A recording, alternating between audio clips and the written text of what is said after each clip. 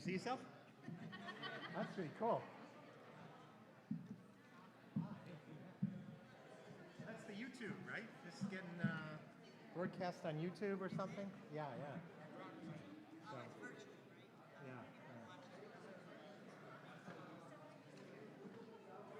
yeah. Devin, it's good to see you. I know who you are. And I sent you a message to ask if you were going to the C-car thing, and you never responded to me. What? I sent it to Messenger. I said, hey, are you going to this thing? It was Saturday, and Phil wanted to get people there. All right. Well, now I know. All right, good. Good to see you again, Devin. All right, Tim, we ready? Where's Ingrid? Is she starting this party? I think she's, yeah. They're probably still waiting for people to come in. What's going on? Thank you. We got Bill called me yesterday. I'm not going to go with a tie. Is it okay? She's like, all right, I won't wear a tie, Bill. I should have just said, whatever you want to put me in from the store. Yeah, that's it.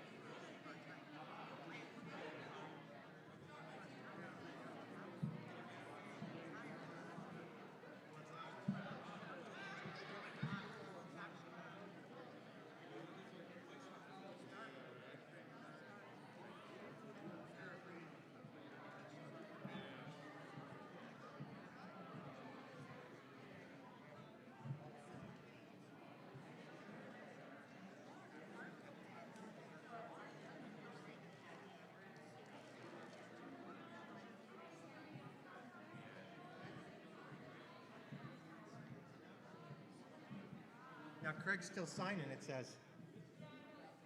Okay.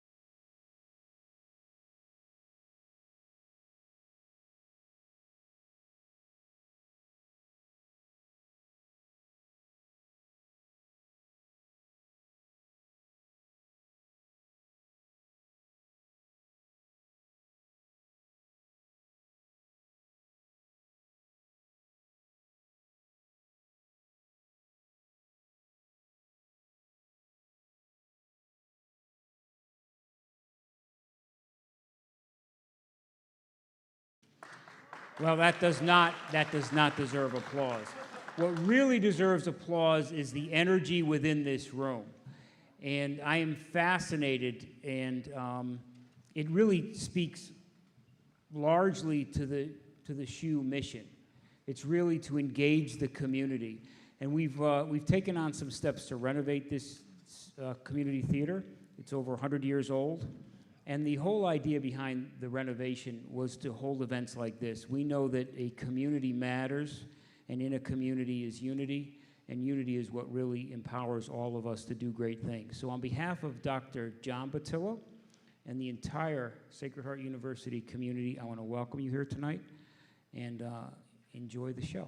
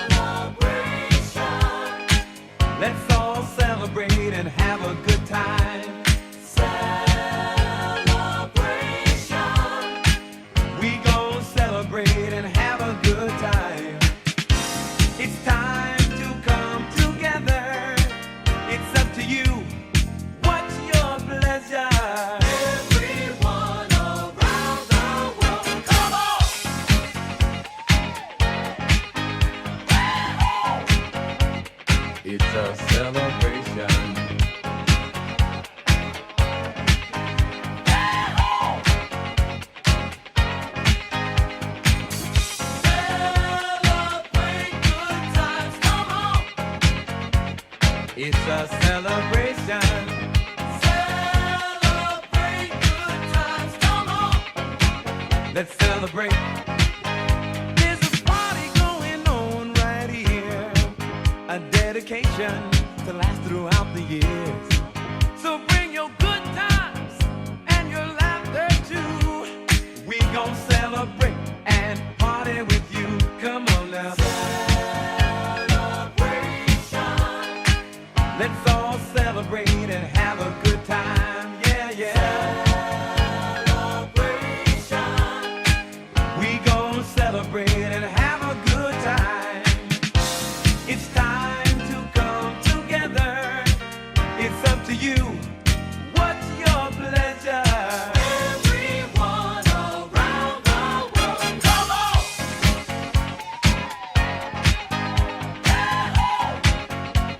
It's a celebration.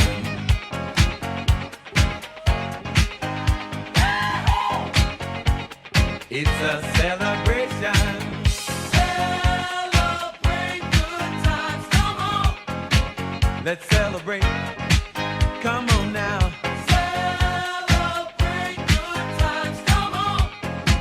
Let's celebrate. We're gonna have a good time tonight. Let's celebrate. It's alright. We're gonna have a good time tonight. Let's celebrate. It's alright, baby. We're gonna have a good time tonight. Let's celebrate. It's alright. We're gonna have a good time tonight. Let's celebrate. It's alright.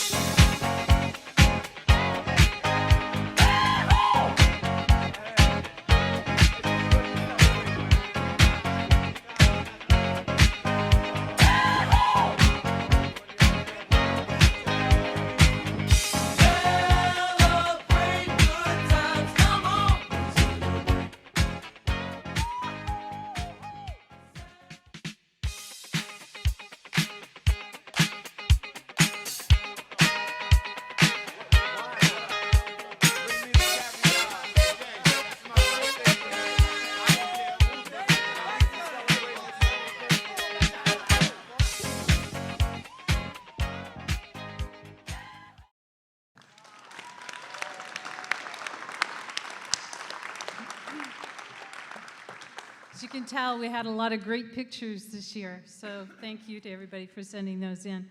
So welcome everyone to our 8th annual recovery celebration, and it is such a great pleasure to welcome you all here in person. Thank you for coming out. And for those of you joining via YouTube, including my niece from Fort McMurray, Alberta, please bear with us in any technical glitches. In case we haven't met, my name is Ingrid Gillespie, and for the last year I've had the honor, continue to have the honor of being Director of Prevention at Liberation Programs. But for the past 8 years, it's also been my privilege to help coordinate this celebratory recovery event as a member of an excellent planning committee. Right now, I'd like my fellow committee members to stand up and be recognized. If you could stand up. Amazing team. Thank you. Thank you.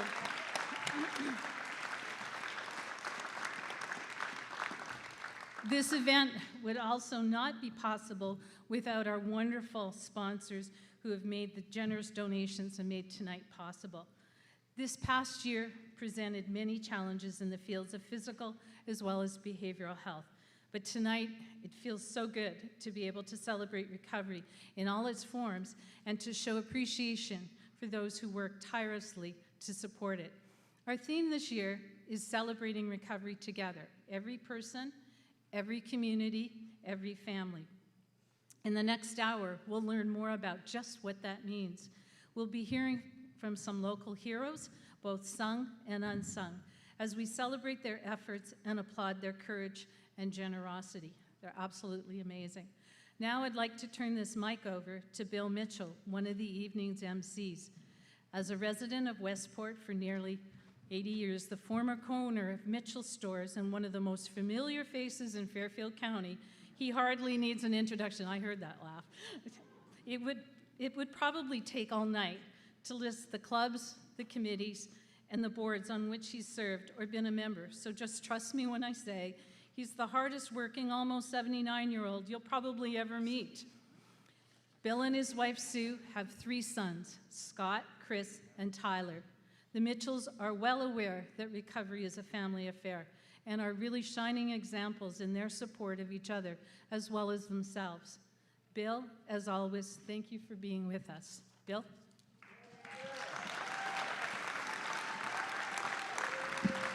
Wow, celebration of recovery. I'm for that.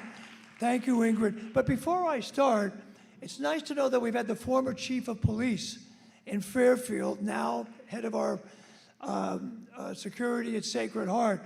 If any of you have a parking ticket, Gary said he'd take care of it. And I got to make it quick because the person I'm about to introduce is the boss of Fairfield, and she's got to get to a Board of Finance meeting.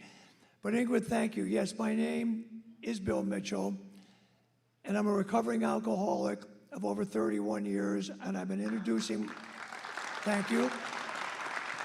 Yeah, I am proud of that, and I've been introducing myself that way for a long time, and it's great to be part of this group. But I want to thank all of you too for making the trip to Fairfield to join us in this. I tell you what, to me this is a magnificent theater.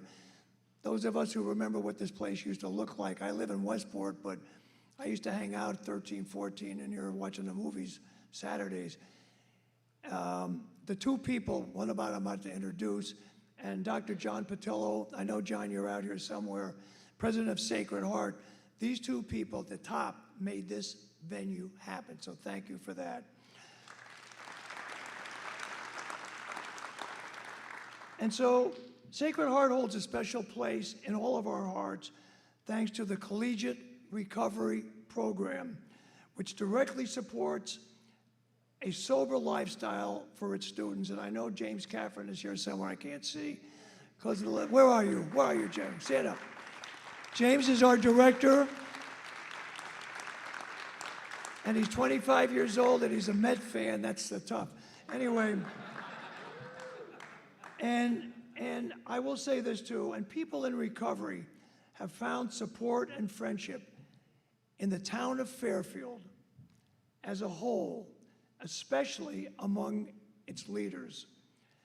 And no one ends up better than the person I'm about to introduce. She's my friend.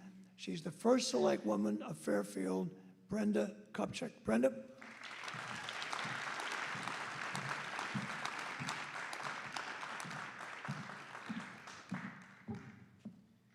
Good evening. And for those of you not from Fairfield, welcome to Fairfield. I just want to thank Bill and all of you for choosing Fairfield for this important event. Sacred Heart has done amazing things in our town, and we are blessed to have them here and to have our community theater reopened once again. Just last month, right on Fairfield Sherman Green, a 4th vigil in honor of International Overdose Awareness Day was held. And we actually have the co-chair, State Representative Kristen McCarthy-Vahey from Fairfield Cares here with us tonight. So thank you for being here, Kristen. Since 2015, our town has lost 38 residents to drug overdoses, forever changing the lives of dozens of Fairfield families. In 2020, drug overdoses were responsible for nearly 1,400 deaths across the state of Connecticut. In memory of those lost and in support of those still struggling and seeking help, it was my honor to proclaim August 31st, 2021 as Overdose Awareness Day in the town of Fairfield. I have seen firsthand the devastation addiction can do with so many members of my own family. When addicts and their families hit rock bottom, they need a place to turn for help. Places like Liberation Programs, and they're there to help. Liberation Program and other recovery programs work. Simply put, they are lifesavers. I know it's been a difficult year because of COVID for recovery programs to operate like AA and NA. And they are looking for new and existing locations to restart many of their meetings in Fairfield County and throughout Connecticut. So anyone who has space for those meetings, I hope you'll reach out to those groups because they are looking for it, and addicts need a place to be.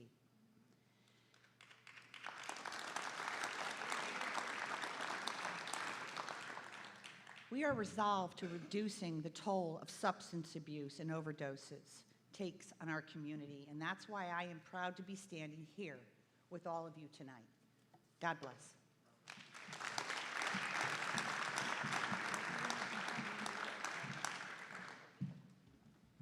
Madam Selectwoman, by the way, in the back there for a second, Gary McNamara and Brendan and I were talking. I said, gee, I apologize for taking it over a little bit, and Craig was, our guest speaker was signing a lot of books.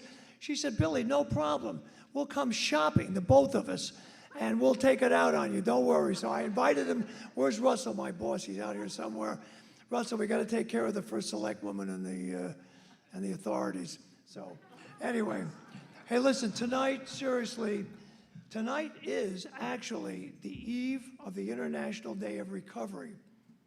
So it's only fitting that my co-host be the internationally recognized advocate and expert in the field of recovery, my dear friend, John Hamilton. John, yeah, give it up. I didn't get that applause, John, let me tell you.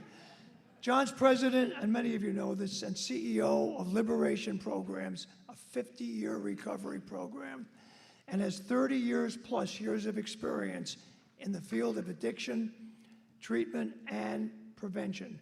In addition to his work at Liberation, John chairs the advisory board for the Connecticut Department of Mental Health and Addiction Services, otherwise known as DEMAS.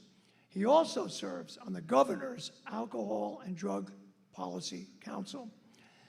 And if there's a recovery event taking place anywhere locally here, it's a pretty sure bet he's been asked to host it, thanks to his insight and his empathy with addiction and recovery. We're happy to welcome him back to help us increase our outreach and improve our outlook. My friend, John Hamilton. John?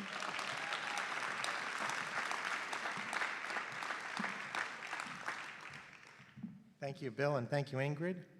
I am honored to be able to call Bill Mitchell my friend, and I'm very excited to be working formally together with Ingrid Gillespie, because we've known each other for many, many, many years.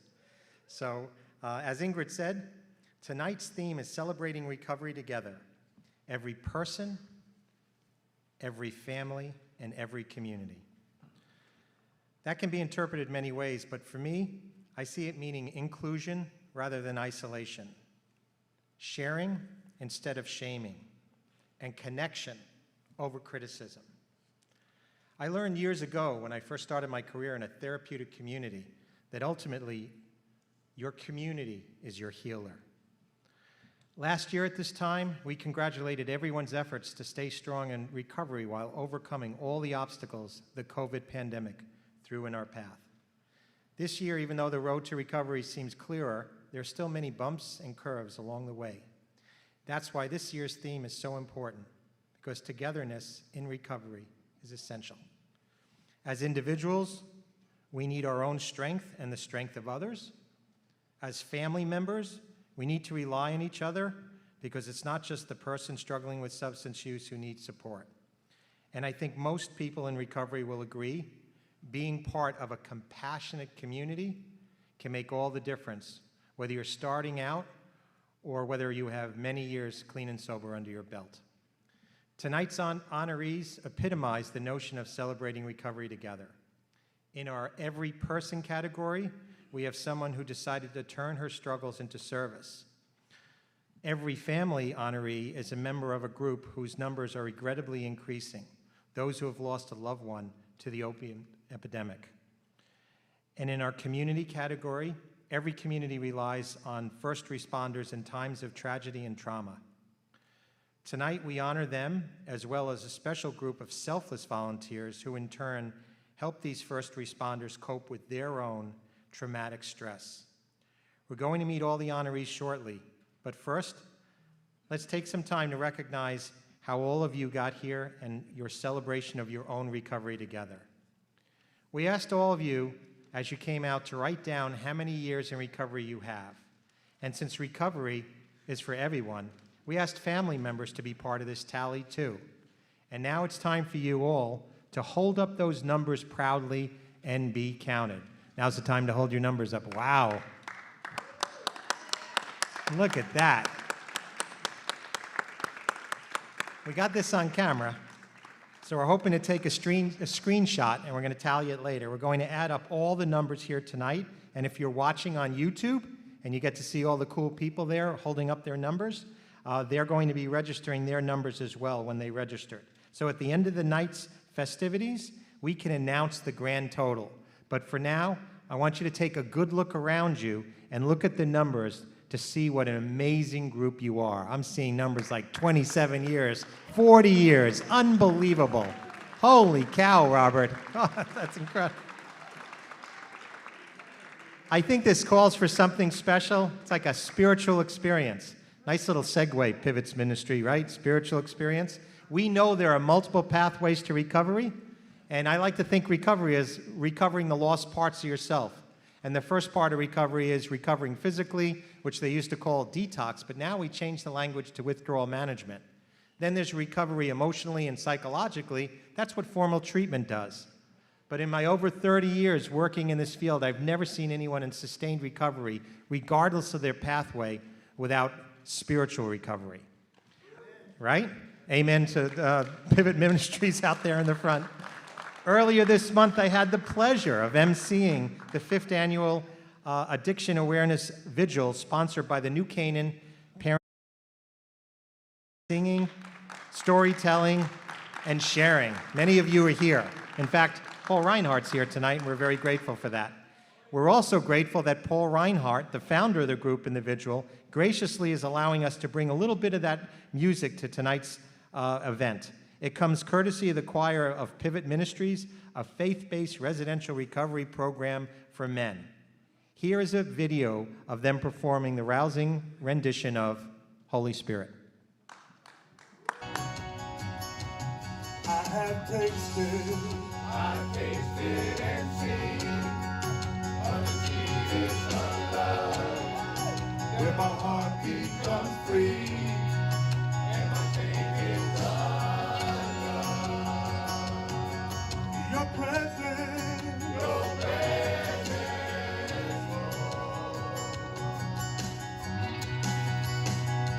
Holy Spirit.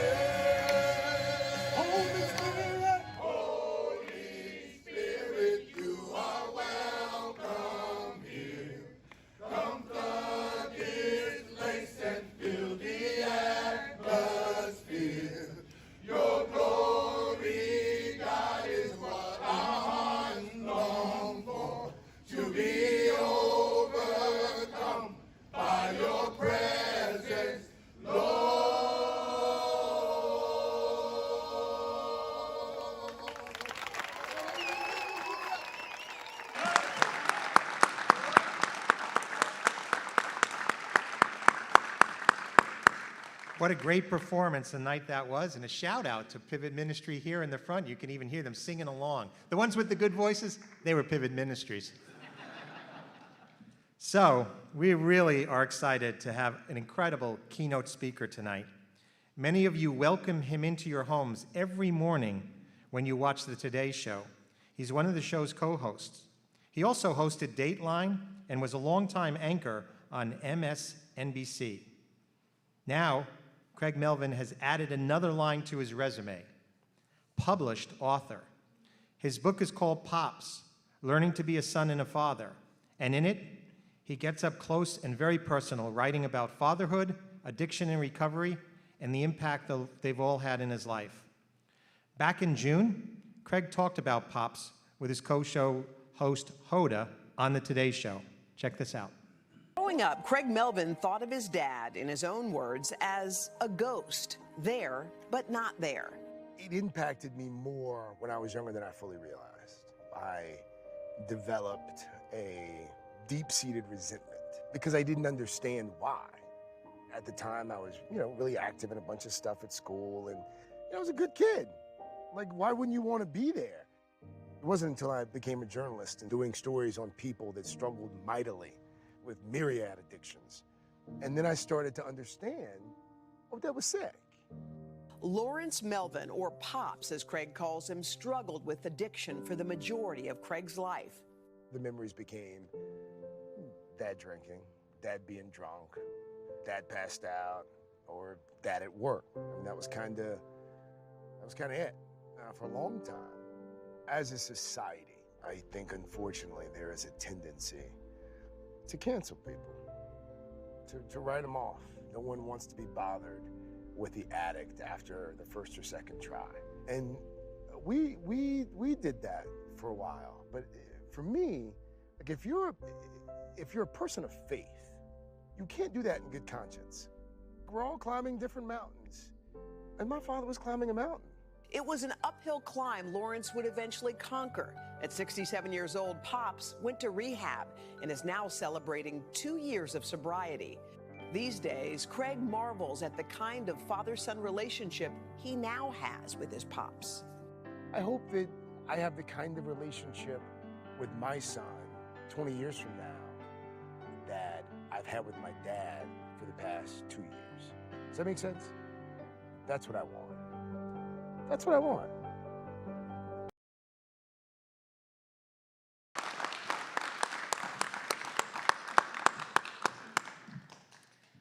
Wow, it's a great thing to want. As you heard, 2 years in recovery and people cheered. Everybody knows how those first 2 years are tough ones. And I have to say that with Craig sharing that story, he's the perfect person tonight to be celebrating Recovery Month with. So please, put your hands together and welcome NBC newsman and author of Pops, Craig Melvin.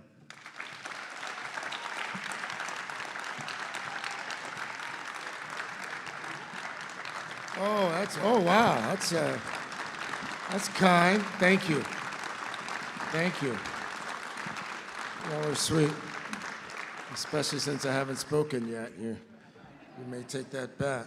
Thank you. And I actually hadn't seen that clip before. That was nice. Fancy editing there.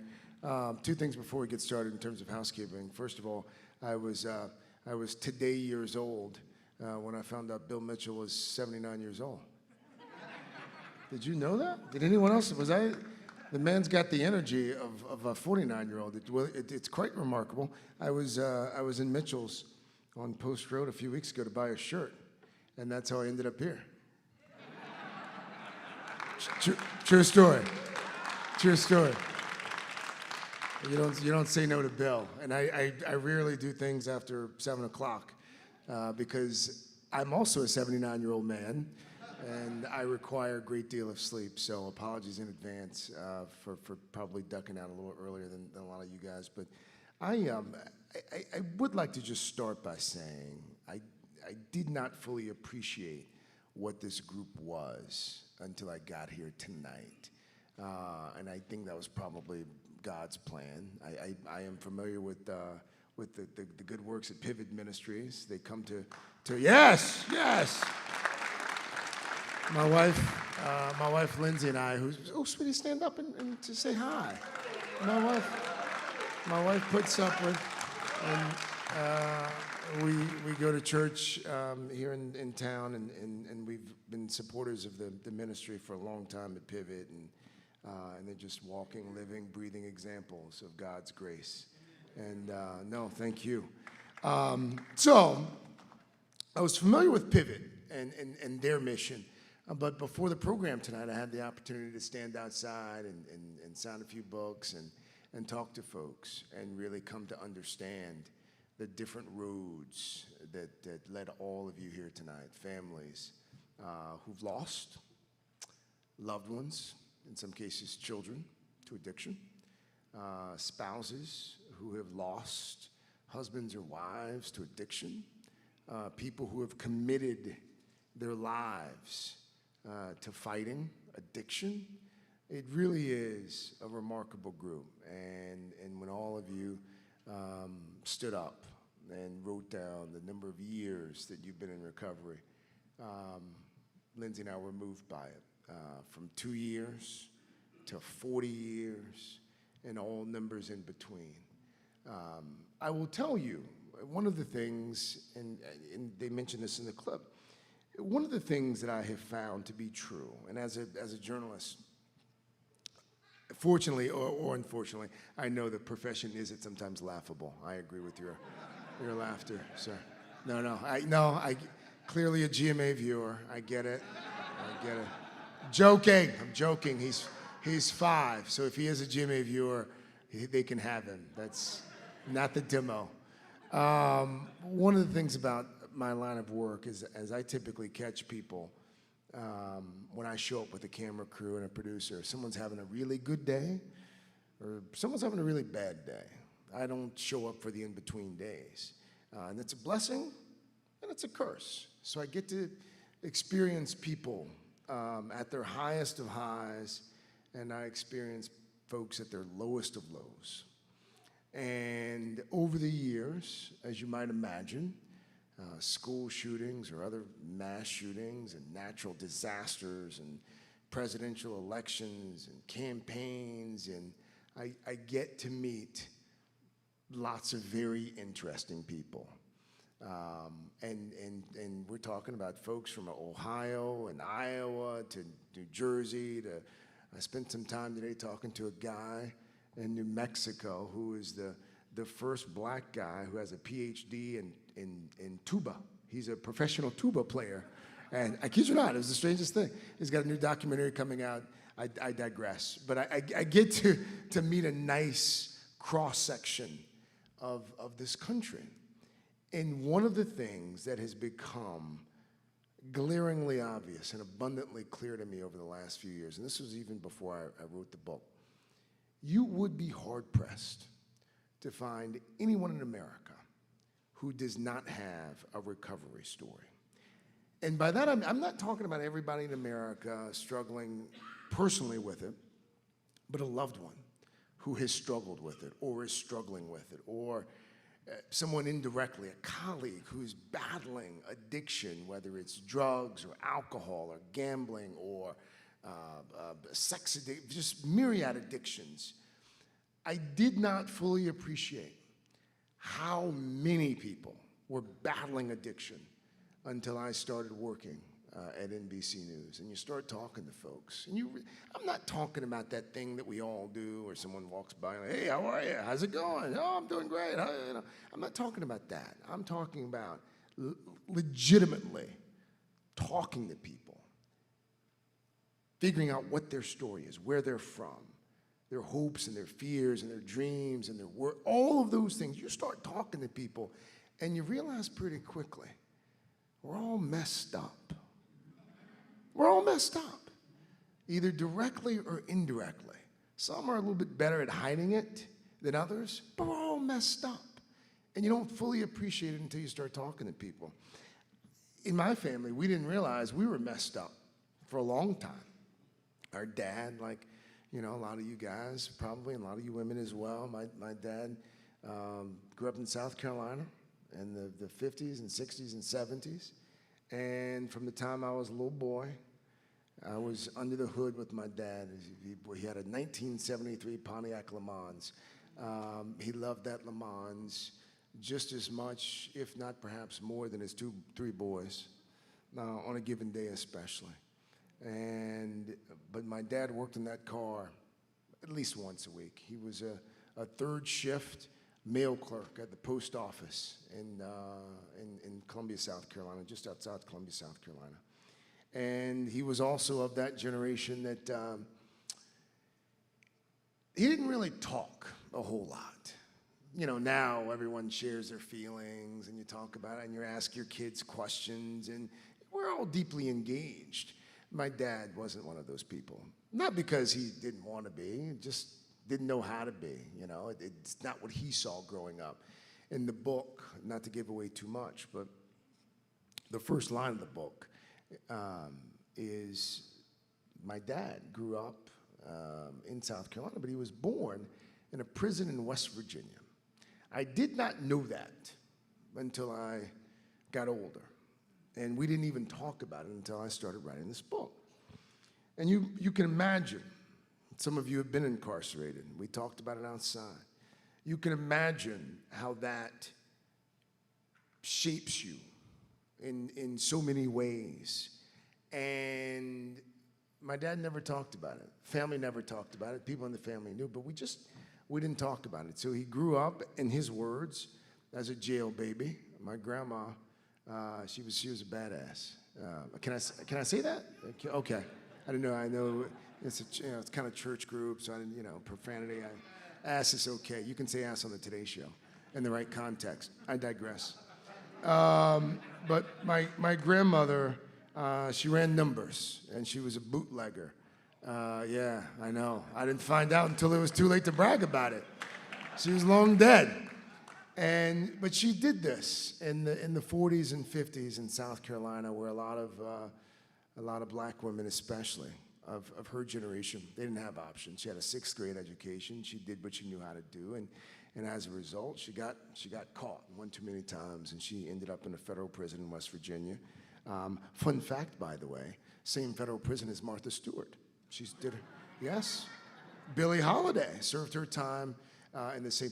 In the editor for the book, I kid you not, he calls me up one day. He said, "Hey, I know, I see Martha on with you sometimes. You think maybe you could talk to her about the prison experience in West Virginia, and maybe?" And I said to the guy, I said, "Clearly, you've never spent any time with Martha.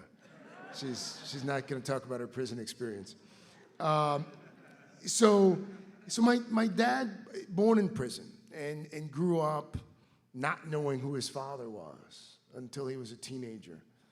And only found out because he had the audacity to ask this man who had been around for a number of years whether he was his daddy, and the guy finally admitted that he was.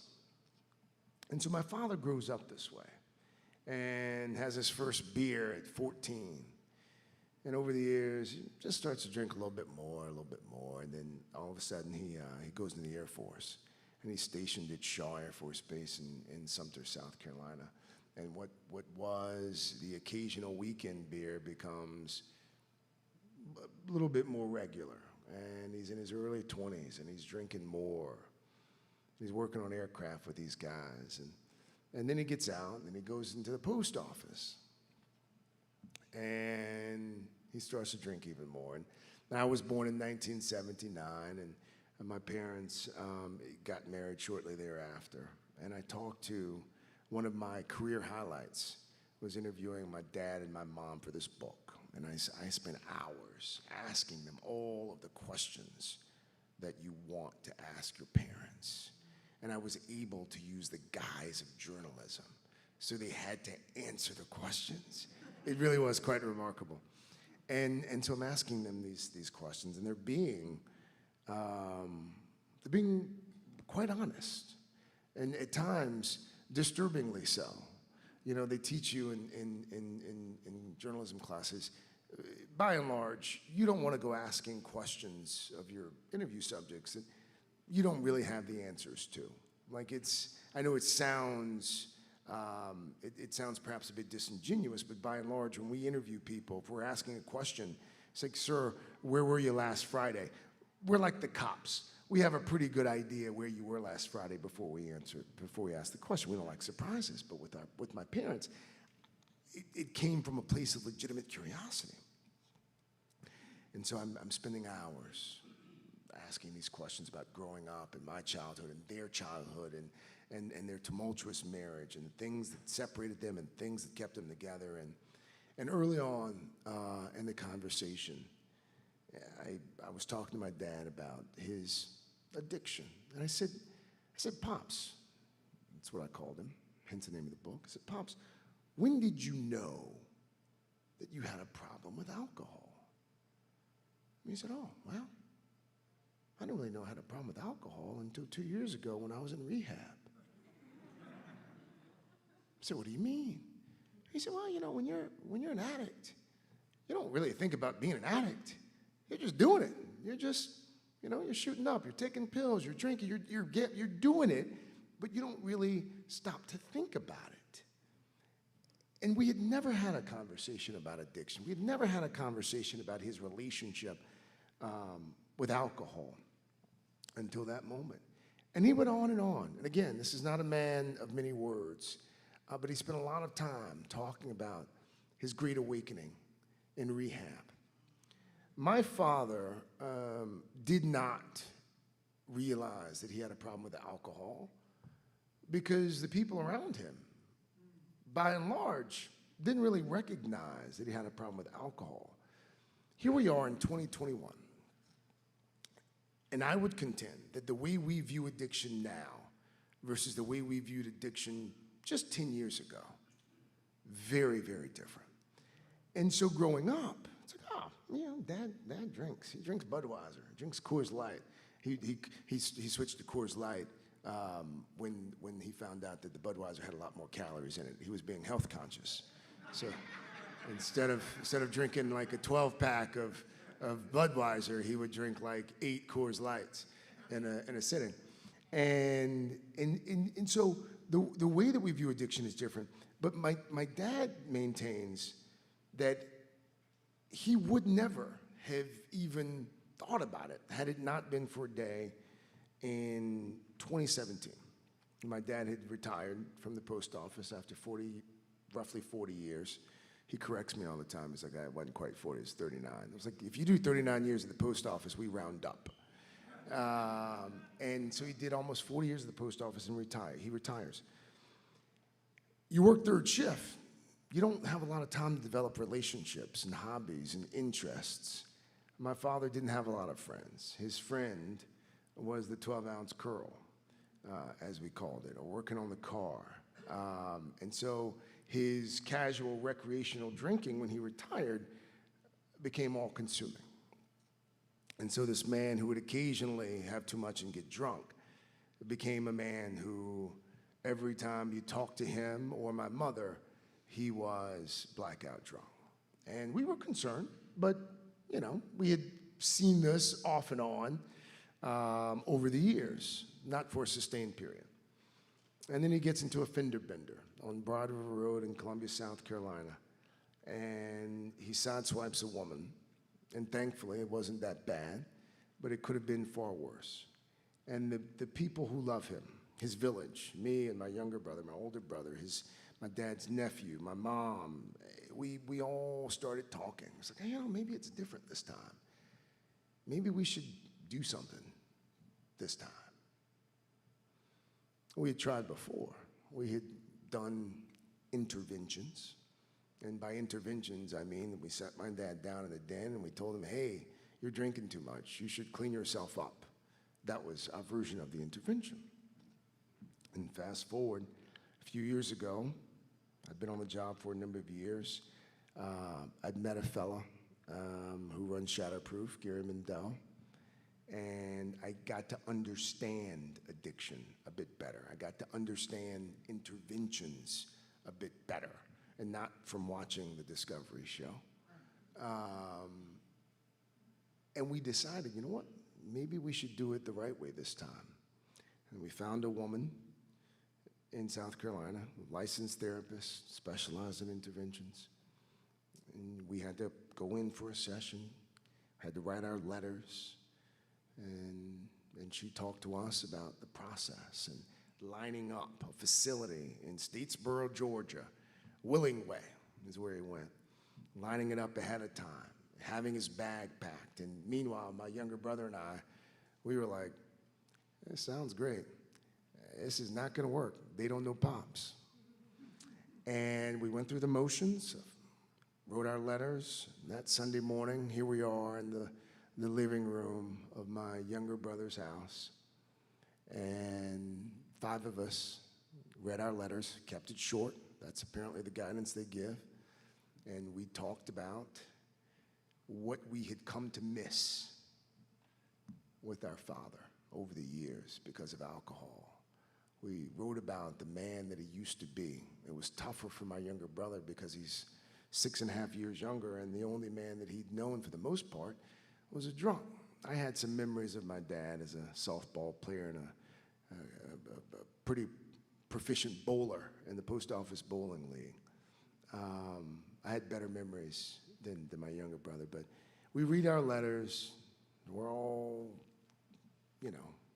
teary-eyed, and the woman who was leading the intervention at the end, my dad's there. He's disheveled because he'd been on a 2-day bender. He's blackout drunk. Come to find out, a day or two later, he didn't even remember the intervention by and large. And this therapist at the end, she said, Mr. Melvin, you've heard from your loved ones. What are you going to do? And we're all sitting there, pretty much thinking, oh, we know this. We know this show. We know how it ends. And my dad, at 67 years old, looks us all in the eyes. He said, I guess I better get some help. And he hops in the car. His nephew drives him to the facility in Statesboro, and he's there for 8 weeks. Hadn't had a lick of booze since. Yeah.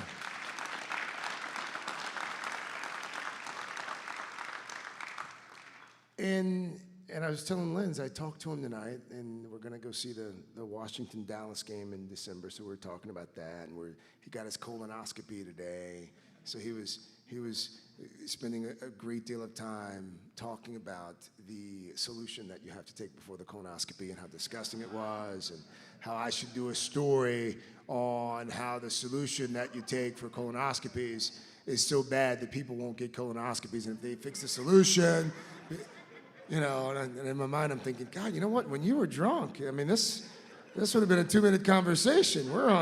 I'm kidding. But the relationship that he and I have now versus the relationship that we had 15, 20 years ago, it's a blessing. It's a blessing. It is proof of God's grace.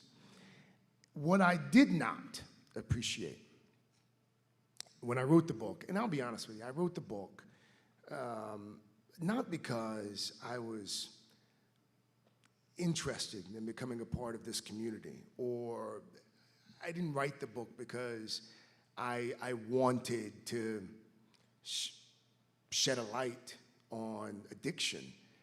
I wrote a book because I wanted to give my dad his flowers while he was alive. I wanted him to know that his life mattered. I wanted people to know that you can overcome addiction even if you're in your late 60s. That's the story that I wanted to tell. I didn't fully appreciate when I wrote the book how many people have climbed a similar mountain or are climbing a similar mountain today, literally every day. I hear from someone either via email or social media or through a pub. I hear from people who will say, oh man, I'm reading your book, or I read your book, and your story is like my mother's story, my brother's story. And it's not just alcohol. I hear from people who are struggling or have a loved one struggling with a drug addiction. And what they typically will say, or what they typically will write about, is how at some point they gave up on that loved one. And either they lost that loved one, or they're losing that loved one, or they've just thrown their hands up, and they just don't know what to do. One of the things I have discovered over the past couple years, if you love someone, you truly care about somebody, you can't give up. And it's not, I took it as a sort of a personal affront for a long time. It's like, oh, Dad's not getting clean, and we've sat him down 4 or 5 times, blah, blah, blah. It wasn't supposed to be on our time. Like someone, and this audience knows this, you have to be ready. You have to be ready to make that change in your life. And my father at 67 decided he was ready. And I think a lot of folks, unfortunately, and my family included, we had decided that he was a lost cause. And he wasn't a lost cause. And he reminds us of it just about every day. And I say that to say to all of you, because all of you are fighting on different fronts of this thing, keep up the fight. The work matters. It matters more than you realize. It matters more than I realized. And I think it matters more now in 2021 in our country, in our society, than it's ever mattered. Because the things that are driving us to various addictions, one could contend there are far more now than there were a generation ago. So please, keep up the fight. And for those of you who are in this room who have lost someone to addiction, please know that your loss was not in vain. Thank you for your time. And thanks for watching us in the morning as well. I hope I didn't go too long, Bill. I didn't go too long. Okay. All right.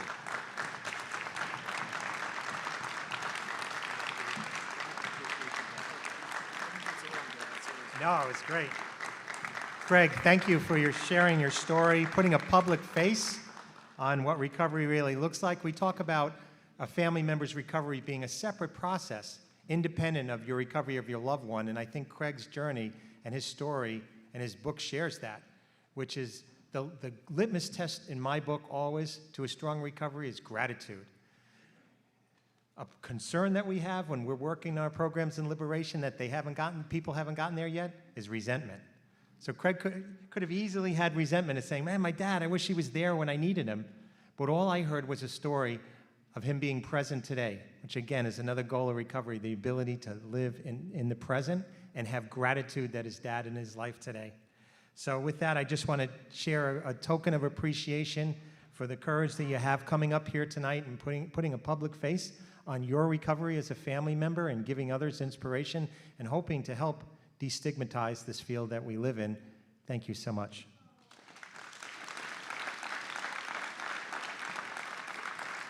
Thank you. Thanks, Jeff. Thank you. We wanted to get him something at Mitchell's, but in our budget, we couldn't afford anything. Actually, that's not true. We could afford one sock, and it was like $400, and Brian Nash was like, hey, that would be cool. We could give him one sock, and how cool would that to be seeing Craig Melvin on the Today Show wearing our one sock? That would be awesome. Well, we gave him a plaque instead, so thank you so much, Craig. Okay. How about another round of applause for Craig?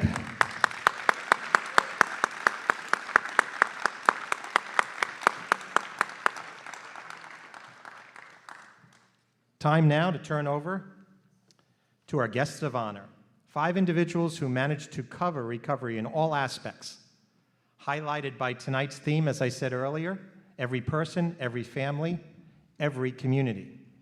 Recovery means many things to many people, but in the end, recovery becomes everyone's responsibility and reward. Huge strides have been made at the individual, family, and community levels. Here to share what's new on a personal level is recovery coach extraordinaire and my friend, Brian Nash. Brian has just been appointed to the state's task force to study peer support services in Connecticut. Let's have Brian tell you about it.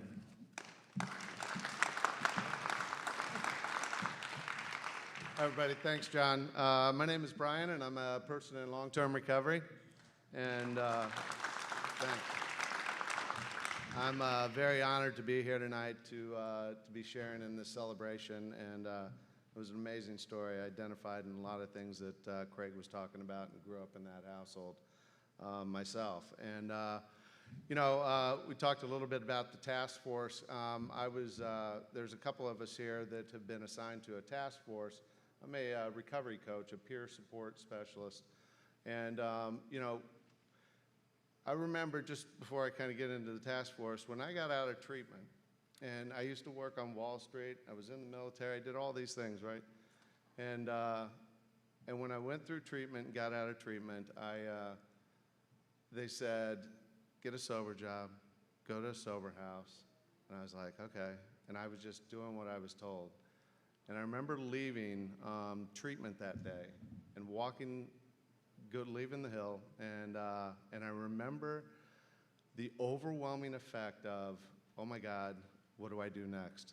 And peer recovery specialists and recovery coaching has been around for many years. And I'm very blessed and honored to be a part of this task force for the state of Connecticut, to where we are going to be able to look for coaching services to be reimbursable to institutions out there. So anyway, I am kind of going on here with one other thing, helping to raise both awareness, right, and hope, is how media representation of substance use and recovery has evolved. Films like The Anonymous People, Beautiful Boy, and Ben is Back have helped shape new perspectives and gone a long way in removing the stigma from seeking treatment. Another of those films is the new documentary, Uprooting Addiction. Let's take a look. When you're asking addicted people to change their behaviors, it's like asking a diseased heart to pump more oxygen to the organs, which it cannot do until it heals. I guess it was 8th grade, I found alcohol and pot and the other drugs that the 70s provided us. And I'm just like, okay, like I'm gonna go fix this, because that's what heroin does for me. It just, like, if I'm hurting, it fixes it. I ended up in an emergency room. I was dead on arrival. And they had to revive me 4 times that night. It happened because I chose to drink and drive. Beyond that, it happened because I come from a family of addicts and alcoholics. We have mental health issues. And so what I was able to do is, from this devastation and place of despair, track back, because I needed to know, how did I get here? Once I figured out what it was that I was trying to medicate or suppress, I was able to walk away from the drugs without even looking back. And it's almost phenomenal, and for me, it was my dad. We can learn that we're safe now, that we can ask for help, that we have the power to change our patterns, that we matter, that part of healing is to heal from the ground up. There are hidden strengths that we're going to tap into that we never even realized until we started to get clean and sober. I am grateful. I am more grateful than I could ever share. I have a life beyond my wildest dreams. And if I wasn't clean, I wouldn't have a life at all.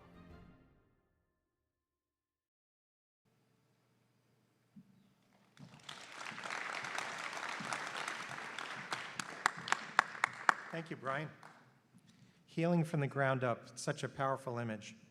It shows how addiction can have roots that need to be found and faced before recovery and healing can begin. Our first honoree tonight produced this film, Uprooting Addiction. Hope Payson. Hope's a licensed clinical social worker and a licensed alcohol and drug counselor. For more than 30 years, she's helped people overcome addiction and trauma and trained others to do the same. And Hope has 30 years of recovery herself. She couldn't be with us tonight, but she did send this message. I am really, really grateful to be accepting this award, and I wish I could be there in person. But until we can figure out how to make 95 not have a lot of traffic, or I can get a hovercraft, I just couldn't do it today. I created and got involved with the project for making the film Uprooting Addiction because I wanted people to notice not just the problem that we're having with addiction in our communities, but I wanted them to be aware of the pain that pushes vulnerability to addiction. And that was the heart and soul of the film, is to have people see people who have struggled with addictive disorders as human beings worthy of our attention and our compassion. I'm particularly happy to be in a room of people who feel that way. That's why this honor is so meaningful to me, is it's coming from people who have that same mission. I see addiction in many ways as a smoke, that a lot of times we have to sit with people and try to clear the smoke out of the room so we can really attend to the fire. And I feel like I'm in a room of firefighters here, a bunch of people who are looking at that pain and trying to address that pain. And that's why it feels really sad that I can't be here with everybody, and feels really wonderful to accept this honor. And I want to also honor everyone here. I am here and I'm speaking, and I had the ability to create this film because treatment was available to me when I needed it. And because I am so grateful for having that life, I want to make sure treatment is available for everyone. If I didn't have that availability, I'm not sure I could be here talking today. And I know there are so many people in the room that are making sure that treatment is available to others. So I want to honor you and thank you for being a part of that. And thank you for being here tonight. And I will be watching from home to see all the other people who are going to be up on the stage. Thank you.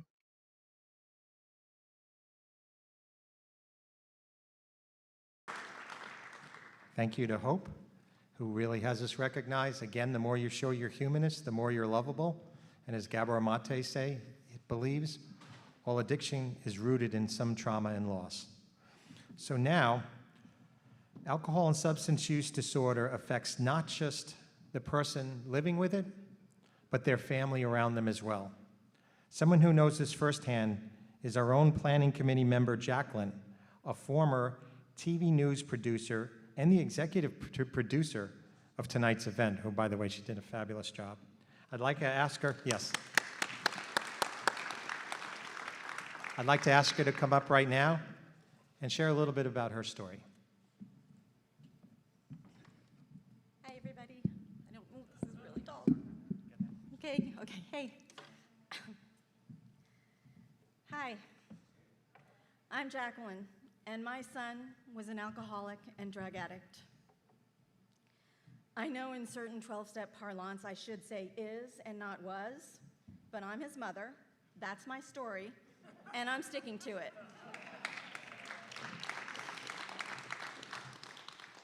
I'm so glad tonight we're celebrating families in recovery, because we family members suffer and struggle right alongside our loved ones as they try, or don't try, to stop drinking and using.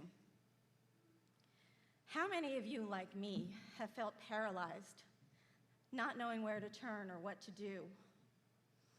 For me, and I'm guessing a lot of you out there, my first step was Google. Anybody else? I got lucky and found successful treatment for my son. And just as important, support for me too. Our recovery journey has not been an easy one.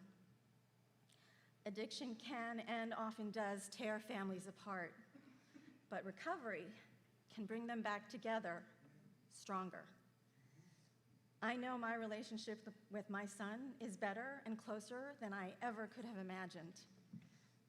This past Mother's Day, he posted online,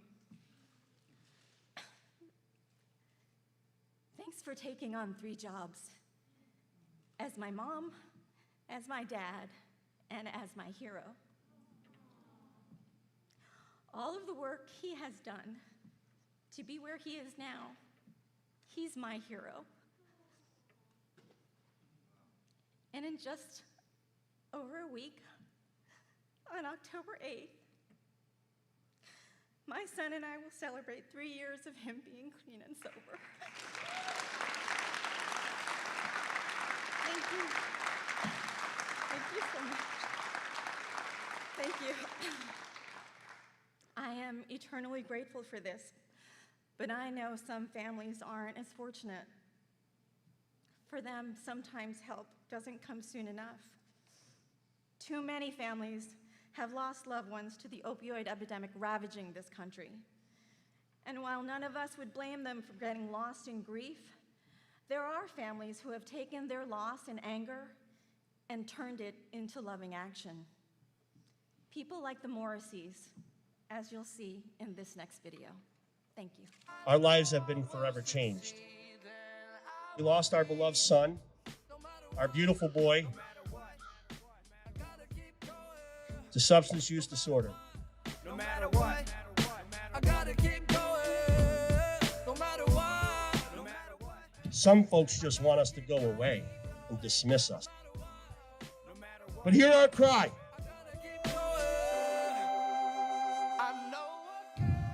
We will not go away.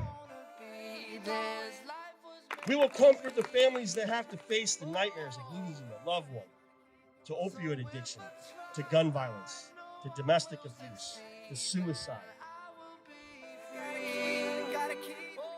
We will assemble a dedicated group of emotionally charged, grieving families, and we'll do that by the thousands. And we will form, not a friendship, a family. A family of brothers and sisters.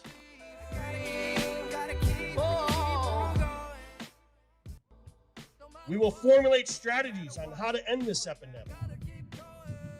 We will advocate for critical legislation. I gotta keep going. No matter what, no matter what. I gotta keep going. No matter what. We will share this new beacon of light that we have found through our activism against those community plagues. Understand, we will never, never allow our loved ones to be forgotten. Instead, we will create this beacon and shine it so bright and allow everyone to blaze this new trail to help anyone looking to regain their life. We will keep going. We must keep going.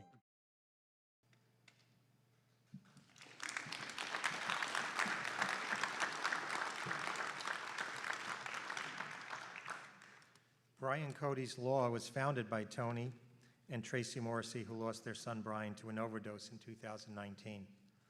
The group began as a network of grieving families comforting each other and grew into one with a mission to remove barriers to recovery. They've been lobbying for legislation to combat the opiate epidemic, not allowing the COVID pandemic to slow them down. Just last month, they held a recovery festival to encourage others to help fight the battle against substance use disorder. You could say that the Morrisseys are proof that a family that fights that battle together can help set things right together. Coach Tony, come on up and receive your award.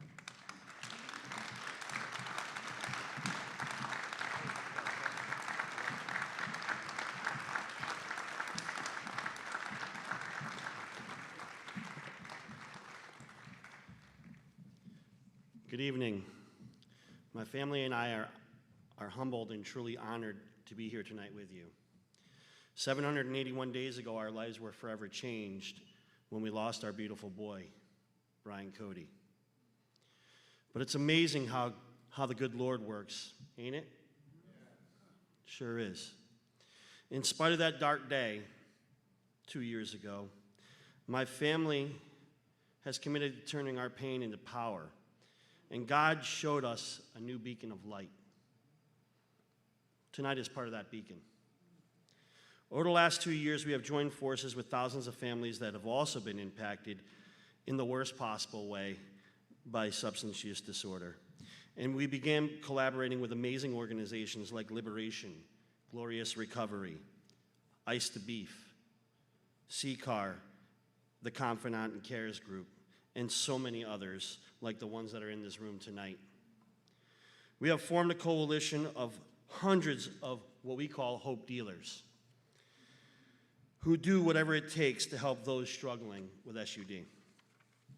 Together, we have brought compassion, love, and real change to this battle. And I'm so incredibly proud of not just my family, but all the families, all of the hope dealers. I want to thank everyone in this room for the work that you're doing. You are a hope dealer, and we love you. The truth is, everyone knows someone. And we have a lot more important work to do. So my family is asking you, we're begging all of you hope dealers to please, please keep going. Keep going, don't stop. Please just keep going. Thank you so much. We're honored to be here tonight. God bless you all. Thank you.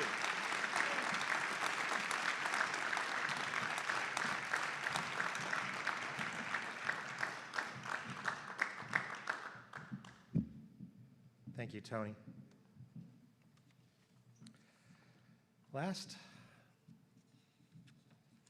but not least, we celebrate recovery at a community level.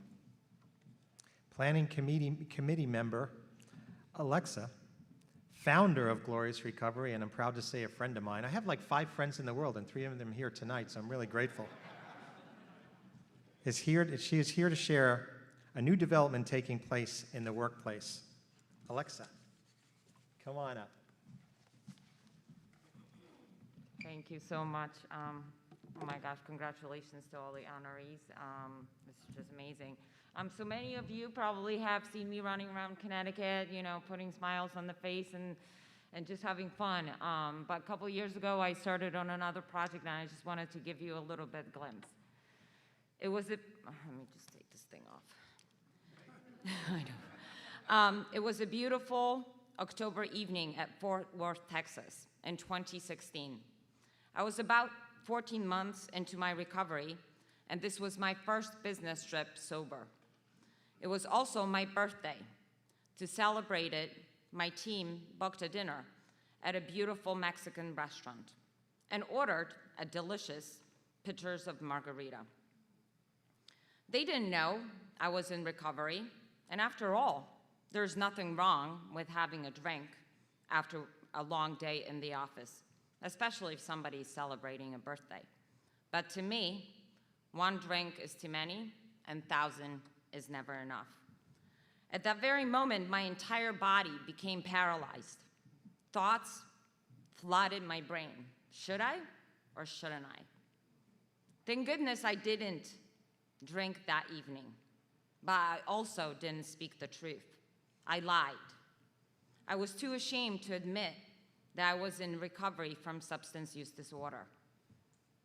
I told my team I take medication instead and proceeded to toast and celebrate my birthday with my Diet Pepsi. Because of that little lie, I was faced with similar situations over and over and over, putting my recovery at risk. No one should ever be ashamed of the recovery in their workplace. No one should ever fear of losing their job because they're struggling. Employers should select qualified individuals regardless of their criminal background or resume gaps. As much as I love that so many of us work in the recovery field, that should not be a default. That should not be their only option. Large corporations have the power to influence massive changes, fix what's broken, or find solutions what's missing. Recovery-friendly workplace will not only save lives, but will help people to thrive, be happy, succeed, be authentic selves, and ultimately make them stronger and more successful.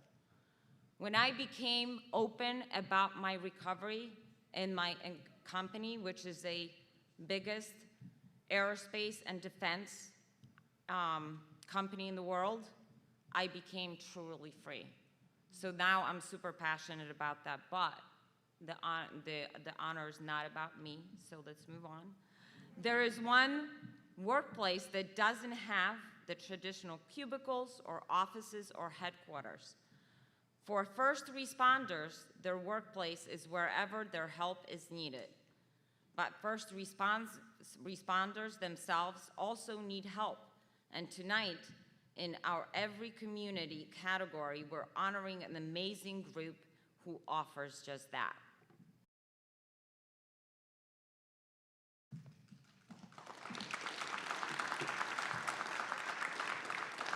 Thank you, Alexa, of Glorious Recovery, who coined recovery is the new cool. In fact, Tim, can you show your sneakers? I don't think everybody could see them. Tim is wearing the recovery is the new cool sneakers. I think you can get on their website. Yeah, check. Oh, you put sneakers in everybody's gift bag? How did you know? Oh, okay.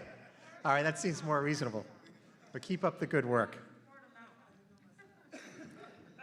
So over the past 18 months, we've had many reasons to thank our first responders. From doctors, nurses, and EMTs overwhelmed by the influx of COVID cases, to teachers striving to maintain order, reassuring their students and get lessons done, to restaurant and retail workers, and the list goes on and on and on. They are absolutely deserving of recognition, and tonight we also want to acknowledge a group who helps first responders. The Fairfield County Trauma Response Team is made up entirely of volunteers. They're trained to prevent and treat post-traumatic stress. They're clinicians who offer help and healing at times when it's needed most, but often least requested. I'd like to ask co-founders Karen, Linda, and Michael to come up now and accept their award.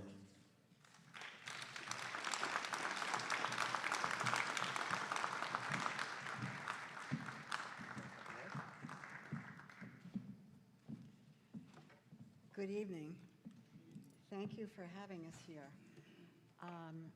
We are the three coordinators of the Fairfield County Trauma Response Team, but I also want to recognize our wonderful board members. I can't see you with the light in my eyes, but I know you're there, who came out tonight to support us: Libby Schreiber, Susan Marcus, and Dawn Roy.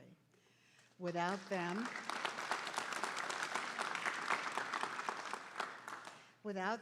and the other wonderful, about 22 team members, we would be nothing.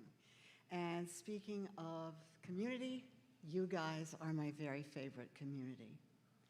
We believe, as has been already said tonight, that there is trauma without addiction, but there is no addiction without trauma.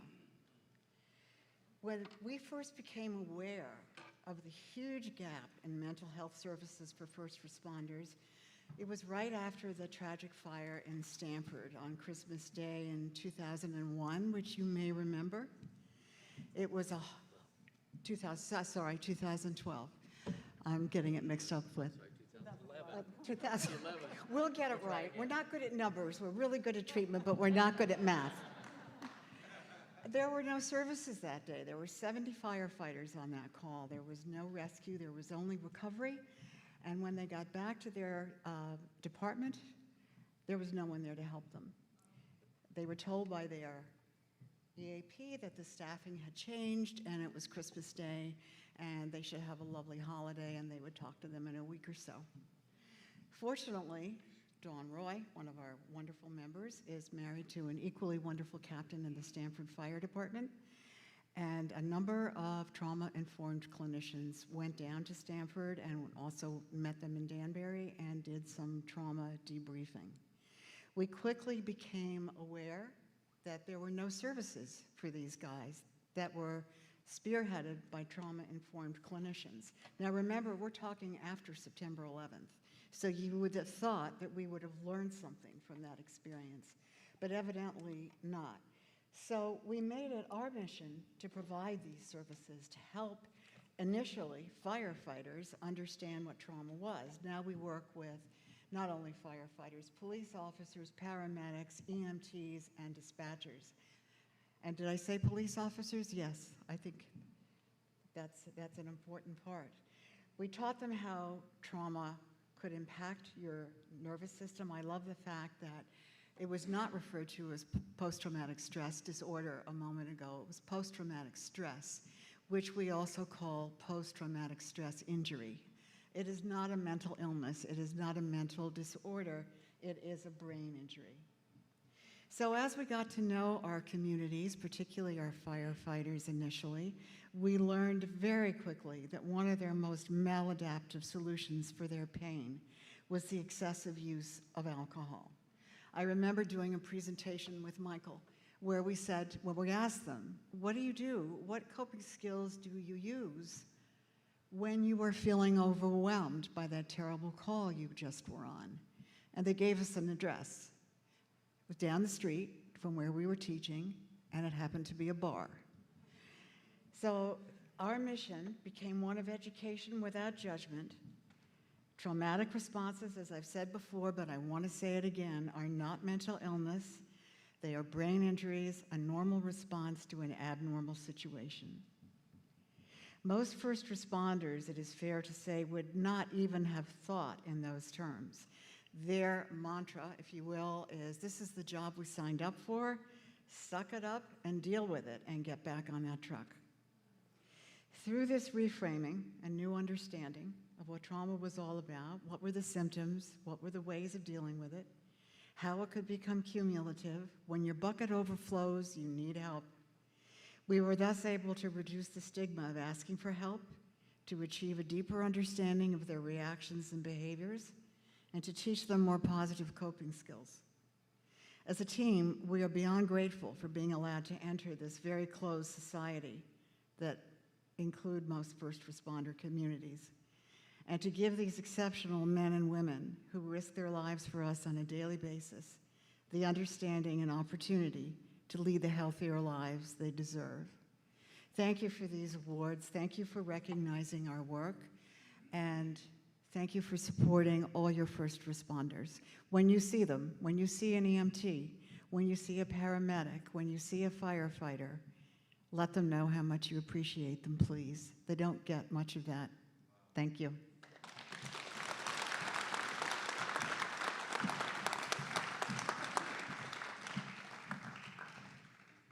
Boy, I really like that. Post-traumatic stress injury, I think, is better than disorder, because language does matter. It's that idea of not saying what's wrong with you, what happened to you, right? What does a good recovery coach ask? How can I help you in your recovery today? What does your recovery look like? I mean, it's all about dignity and respect. And I want to thank every one of our honorees tonight. If everyone can stand up who is honored, let's show our appreciation one more time for Hope, Coach Tony and the Morrisseys, Karen, Linda, and Michael. Keep up the great work that you're doing. Outstanding. Now I'd like to turn the mic back over to Bill Mitchell. All right, we're about to wrap it up. Wow, what a night. Oof.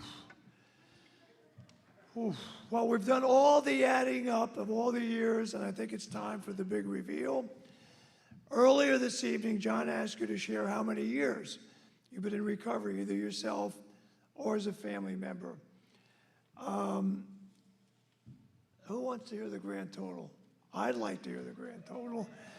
So, we traditionally have a planning committee member, Robert Curry, who's right behind me, make the announcement. Robert is the now new director and agent of the new nonprofit organization, Women Empowering Women Institute. So let's have him empower all of us by revealing the total number of years in recovery shared by everyone in this room and those you are watching on YouTube. Robert, let's hear it.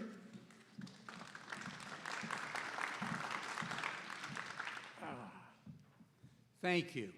I love this job, and I love doing this each and every year.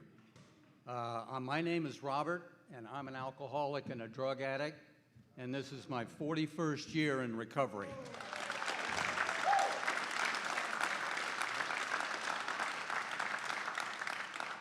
And my sponsor always tells me, Robert, if you live a little longer, you'll have as many years as I do, which is 47.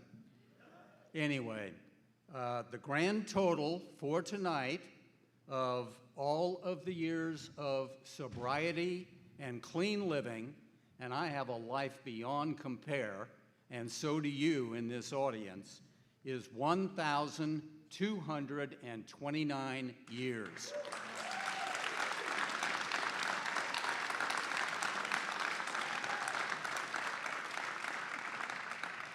And now Bill Mitchell is going to take us home.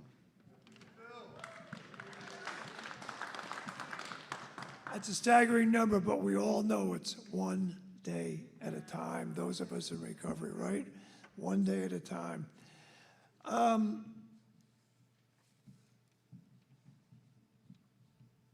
You really ought to give yourselves a pat on the back for a job really well done. And I'll only add to, for those who have lost loved ones, and there are many, there are some in the room, and some of you I know well, you keep fighting, and you inspire this old fossil at the microphone right now that I can never, ever give up, like Craig Melvin said, ever. And keep swinging the bat. Keep swinging the bat. Whew. That's, anyway, we hope after tonight you truly believe that recovery is for everyone, singularly, family, community. It's been that kind of inspiration for me tonight. And we in our planning, many little community of this program, the planning committee, want to thank you for all sharing in your celebration, all of you. So we want to close out this evening with a little upbeat that shares our sentiments. We are family. Take a look.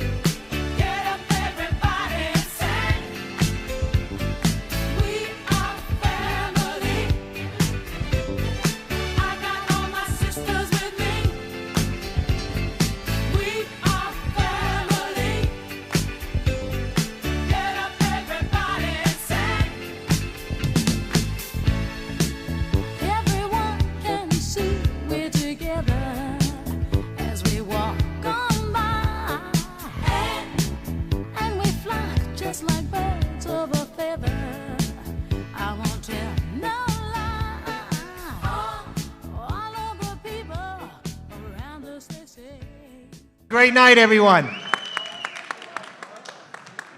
saved you, Tim.